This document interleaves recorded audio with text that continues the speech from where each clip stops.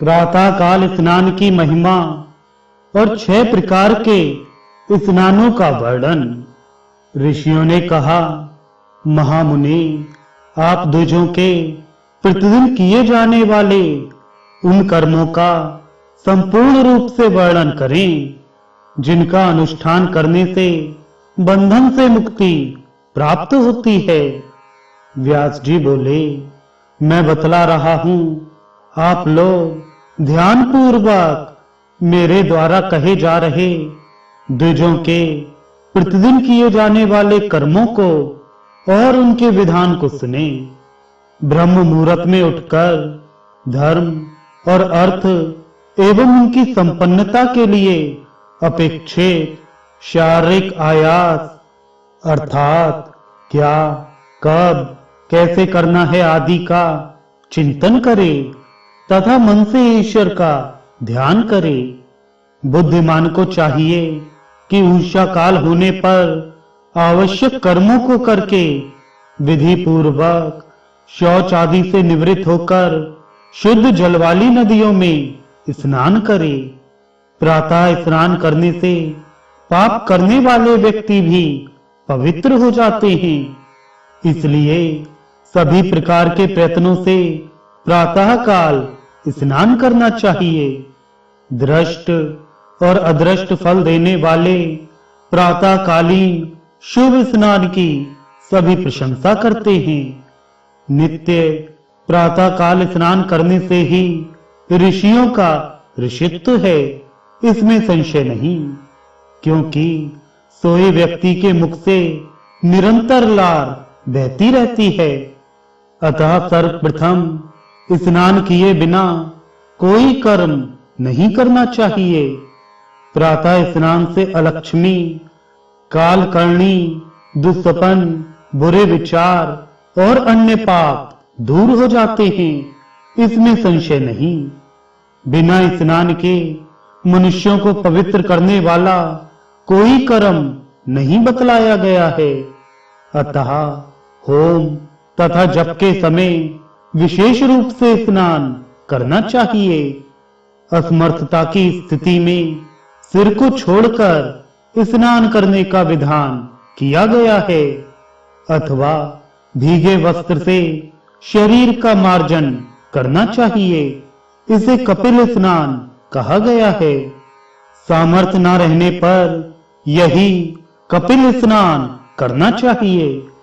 मनीषियों ने यथाशक्ति किए जाने वाले ब्राह्म आदि स्नानों को बतलाया है। ब्राह्म, आग्नेय, वायव्य, दिव्य, वारुण तथा यौगिक, ये 6 स्नान कहे गए हैं।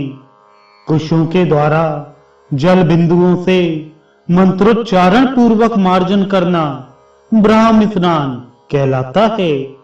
मस्तक से पैरों तक समस्त देह में भस्म का उपलेपन करना आग्नेय स्नान है। गायों की धूल से संपन्न उत्तम स्नान को वायव्य स्नान कहा गया है। धूप में वर्षा के जल से जो स्नान किया जाता है वह दिव्य स्नान कहलाता है। जल में डुबकी लगाकर किया गया स्नान वारुण स्नान और मन से आत्म तत्व का चिंतन करना यौगिक स्नान कहा गया है। विष्णु का चिंतन ही योग है।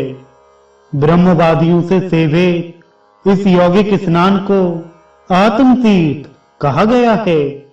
यह मनुष्यों के मन को पवित्र बनाने वाला है, इसलिए यह स्नान नित्य करना चाहिए। समर्थ होने पर विद्वान को वारुण तथा ब्राह्म स्नान करना चाहिए। दंत काष्ठ को धोकर विधि पूर्वक उसका भक्षण करना चाहिए। दातून करके आचमन कर प्रयत्न पूर्वक नित्य प्रातः स्नान करना चाहिए। मध्यमा अंगुली के समान मोटा और 12 अंगुल के बराबर लंबा छिलके युक्त दंत काष्ठ के अग्रभाग से मुख शुद्धि करनी चाहिए। विशेष रूप से दूध वाले वृक्ष, मालती, चमेली, अपामार्ग, बिल्व तथा कनेर की लकड़ी का दंतकाष्ठ शुभ होता है। विधि के ज्ञाता को चाहिए कि दोषपूर्ण दिन को छोड़कर तथा निंदित काष्ठों को छोड़कर बताई गई दंत काष्ठों में से किसी एक को ग्रहण कर दंत धावन करना चाहिए। दंत काष्ठ को उखाड़ना नहीं चाहिए, अर्थात किसी छोटे पौधे को पूरा उखाड़कर उससे दंत धावन नहीं करना चाहिए और ना कभी अंगुली से दातून करना चाहिए। मुख धोने के उपरांत दंत काष्ठ को तोड़कर सावधानी से किसी पवित्र स्थान में यथा स्थान त्याग देना चाहिए। अनंतर पवित्र देश में स्नान करके आचमन पूर्वक देवताओं, ऋषियों तथा पितरों को यथाधिकार मंत्र पूर्वक यथाविधि तृप्त करना चाहिए।